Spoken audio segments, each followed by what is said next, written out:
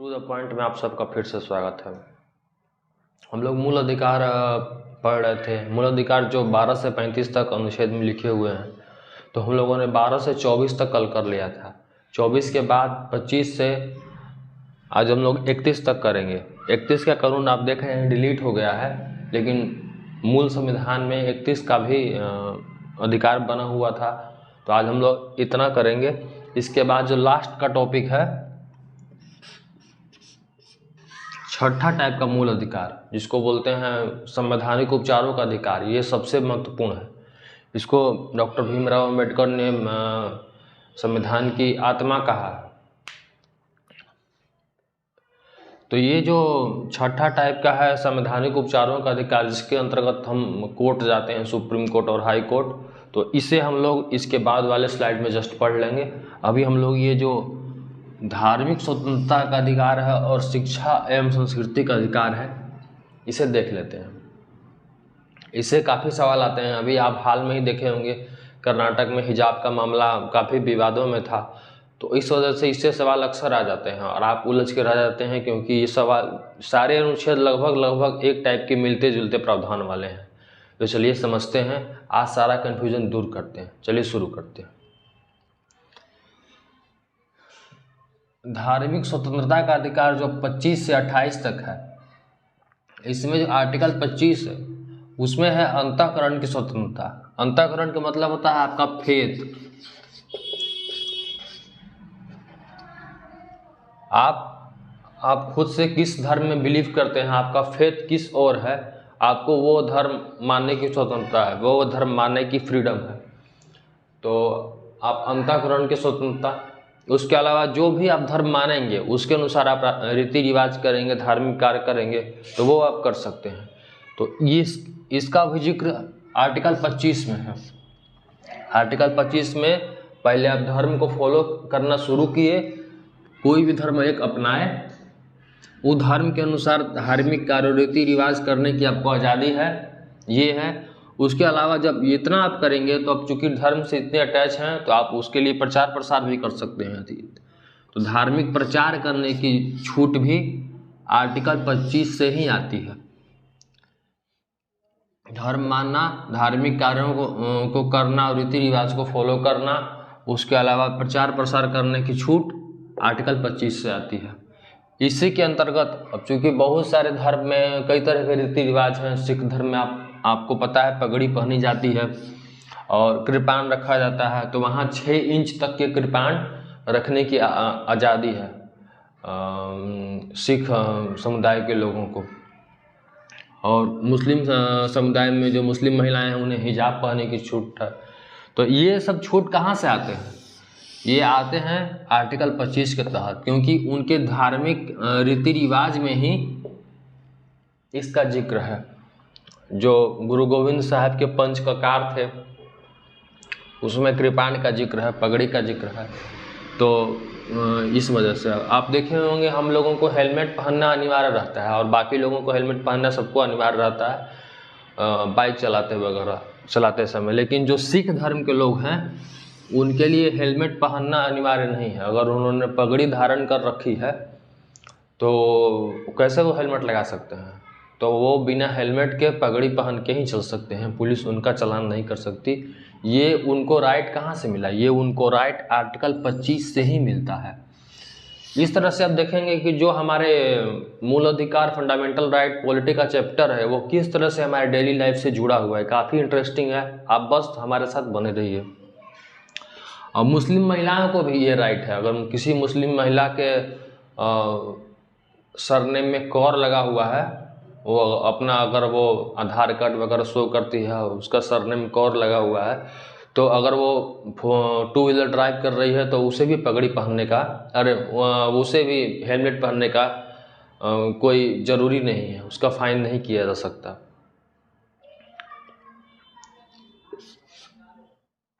उसके अलावा आर्टिकल 26 और आर्टिकल 25 मिलता जुलता है, लेकिन इसमें एक बड़ा बहुत महीन सा अंतर है। उसी अंतर पर सवाल आते हैं। आर्टिकल 25 आप ध्यान दीजिएगा, ये पर्सनली है, किसी इंडिविजुअल के लिए है।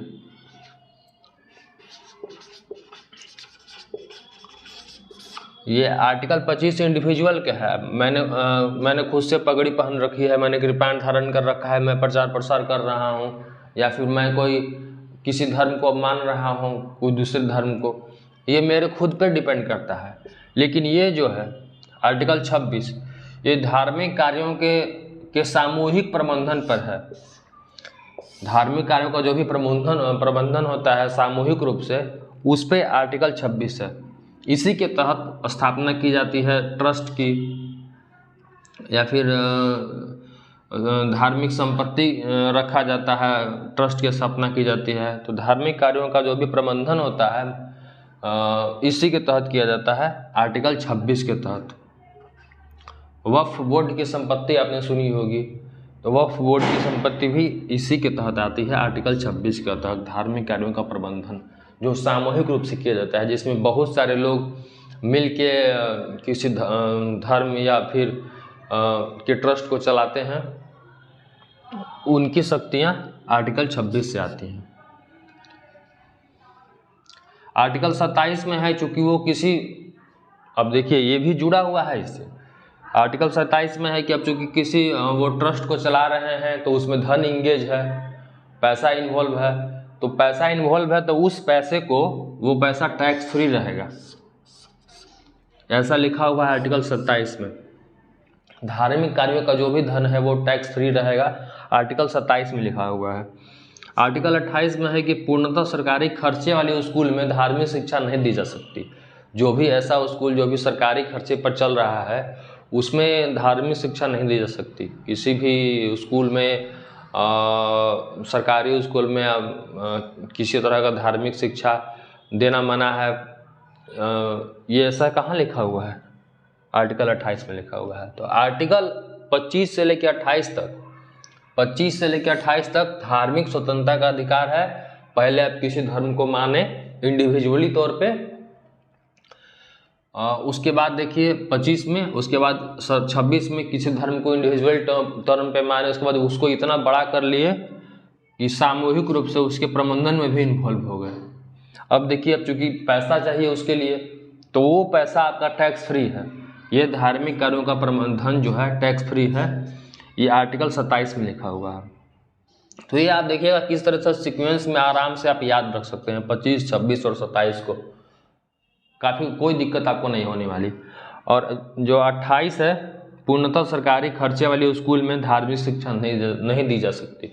जो भी स्कूल पूर्णतः सरकारी खर्चे पर चल रहे हैं उनमें धार्मिक शिक्षा नहीं दी जा सकती। ऐसा क्यों है? क्योंकि भारत एक पंथ निरपेक्ष राज्य है, पंथ निरपेक्ष देश है। तो जब इसका कोई स्टेट रिलीजन है ही नहीं, तो स्टेट द्वारा रन किए गए स्कूल में कैसे कोई रिलीजियस शिक्षा दी जा सकती है? इस वजह से ऐसा प्रावधान किया गया है आर्टिकल 28 में। आपको खुद ही से पता चल रहा होगा, जो हमारा प्रियम्बल है उससे ही मिलता जुलता है ये। अब हम लोग आगे देखेंगे शिक्षा एवं संस्कृति का अधिकार। शिक्षा एवं संस्कृति का अधिकार, अगले हमारे अधिकार जो 5वां अधिकार है उसके अंतर्गत है। टोटल 6 अधिकार हैं। छठा में मैंने आपको बताया कि संवैधानिक उपचारों का अधिकार है। तो अभी हम लोग 5वां पर आ गए हैं। 5वां में शिक्षा एवं संस्कृति का अधिकार। तो ये शिक्षा और संस्कृति का अधिकार सबके लिए नहीं है। ये अधिकार जो हैं 29 और 30 शिक्षा और संस्कृति के अधिकार, ये अल्पसंख्यकों के हित के लिए है। जैसे 29 में है संस्कृति, भाषा, लिपि, धर्म के आधार पर शिक्षण संस्थानों से किसी भी अल्पसंख्यक को एडमिशन लेने से वंचित नहीं किया जा सकता। कोई भी व्यक्ति किसी धर्म का फॉलो कर रहा है, अगर उसकी संस्कृति अलग है, उस धर्म में वो अलग भाषा बोलता है, लेकिन इस आधार पे उसे कोई भी शिक्षण संस्थान में, दूसरे शिक्षण संस्थान में प्रवेश पाने से वंचित नहीं किया जा सकता। तो ये अल्पसंख्यकों के हितों की रक्षा के लिए बनाया गया है। बहुत सारे अल्पसंख्यक वर्गों की संस्कृति काफ़ी अलग होती है, तो केवल इस कारण से उन्हें किसी भी शिक्षण संस्थान में एडमिशन से वंचित नहीं किया जा सकता। उसके अलावा आर्टिकल 30, ये शिक्षण संस्थानों की स्थापना से संबंधित है। ये तो वंचित किसी भी दूसरे संस्थान में वो एडमिशन ले सकते हैं, इस बारे में कहता है। कोई भी माइनॉरिटी किसी भी दूसरे शिक्षण संस्थान में एडमिशन ले सकती है, उसको वंचित नहीं किया जा सकता। लेकिन वो अगर वो अनकम्फर्टेबल फील करती है वहाँ रह के पढ़ने में, क्योंकि उसकी संस्कृति अलग है।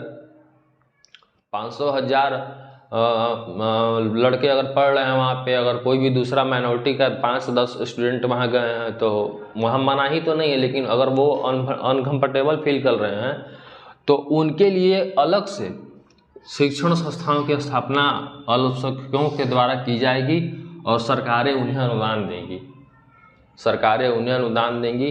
इसका प्रावधान किया गया है आर्टिकल 30। और कोई भी अल्पसंख्यक वर्ग का व्यक्ति अगर अपने लिए अपने वर्ग के हितों के लिए कोई भी शिक्षण संस्थान खोलना चाहता है तो सरकारें उन्हें काफ़ी छूट प्रदान करती हैं। और इसका प्रावधान कहाँ किया गया है? आर्टिकल 30 में। 29 में है कि किसी दूसरे संस्थान में वो जाकर पढ़ सकते हैं, वहाँ मना नहीं होगा, लेकिन वो चाहते हैं कि नहीं एक हम लोगों का अपना एक शिक्षण संस्थान हो, तो इसके लिए 30 में प्रावधान किया गया है। उनके समाज का कोई व्यक्ति अगर वो कोई संस्थान खोलता है तो सरकारें उन्हें छूट देंगी और वो लोग जाके उसमें पढ़ सकते हैं। आप देखिएगा मदरसे जो खोले जाते हैं इसी के तहत खोले जाते हैं।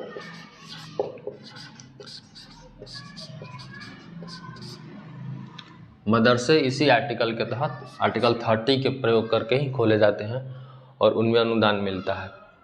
अब आर्टिकल 31 मैंने आपको बताया ये डिलीट कर दिया गया है। संपत्ति का अधिकार पैतृक जो है ये, इसके पहले आर्टिकल 19F भी डिलीट कर दिया गया था, वो अर्जित संपत्ति का अधिकार था, केवाला वगैरह सेल डीड से।